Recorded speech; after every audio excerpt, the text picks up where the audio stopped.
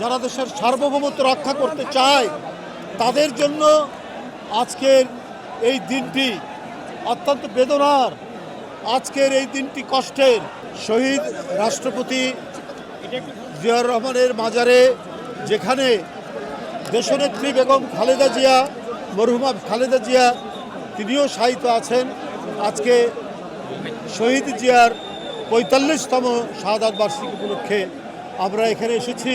প্রথমে এদেশের জনপ্রিয় নেতা, গণপ্রজাতন্ত্রী বাংলাদেশ সরকারের প্রধানমন্ত্রী, তার নেতৃত্বে বিএনপির জ্যেষ্ঠ নেতৃবৃন্দ এখানে প্রথমে প্রধানমন্ত্রীর পুষ্পস্তবক দিয়েছেন, এরপরে বিএনপির পক্ষ থেকে পুষ্পস্তবক এবং ফাতেহা পাঠ করা হয়েছে।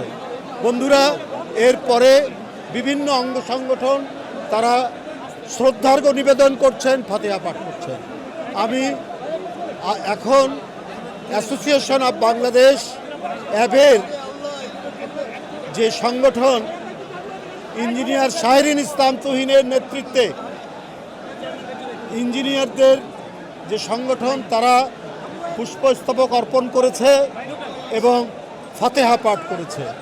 তার আগে জিয়াউর রহমান ফাউন্ডেশনেরও আমরা এখানে পুষ্পার্ঘ্য দিয়েছি এবং ফাতেহা পাঠ করেছি। এখন অ্যাবের অ্যাসোসিয়েশন অফ ইঞ্জিনিয়ার্স এদের যে এখানে শ্রদ্ধার্ঘ্য নিবেদন, সেটা শেষ করে তাদের নেতা শাহরিন ইসলাম তুহিন, আমাদের সাবেক সভাপতি রিজু ভাই, আরও অনেক নেতৃবৃন্দ ইঞ্জিনিয়ারদের তারা এখানে উপস্থিত হয়েছেন।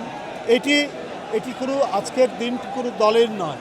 যারা দেশকে ভালোবাসে, যারা দেশের স্বাধীনতাকে ভালোবাসে, যারা দেশের সার্বভৌমত্ব রক্ষা করতে চায় তাদের জন্য আজকের এই দিনটি অত্যন্ত বেদনার। আজকের এই দিনটি কষ্টের, কারণ স্বাধীনতা সার্বভৌমত্ব রক্ষার এক অতন্দ্র প্রহরী এবং বহুদলীয় গণতন্ত্রকে যিনি প্রতিষ্ঠিত করেছেন, তার জীবনের সমস্ত শক্তি দিয়ে বাক স্বাধীনতা, কণ্ঠের স্বাধীনতা, কথা বলার স্বাধীনতা, খবরের কাগজ পড়ার স্বাধীনতা এবং বহু দল মতের যিনি প্রতিষ্ঠা করেছেন, বাকশালের অন্ধকার গুহা থেকে আলোর দিকে যিনি রাজনীতি নিয়ে এসেছিলেন, তিনি হলেন জিয়াউর রহমান, মহান স্বাধীনতার ঘোষক। বন্ধুরা আমার, তাকে জাতীয় আন্তর্জাতিক কুচক্রীরা চট্টগ্রাম সার্কিট হাউসে হত্যা করেছিল। যেই ধরনের জাতীয়তাবাদী নেতা, দেশপ্রেমিক নেতাকে যদি রাখা হয় তাহলে তাদের স্বার্থ রক্ষা হবে না। কিন্তু বন্ধুরা আমার, তিনি যা দিয়ে গেছেন, তার যে অর্জন, জাতির কাছে তিনি যেভাবে গোটা জাতিকে সংগঠিত করেছেন,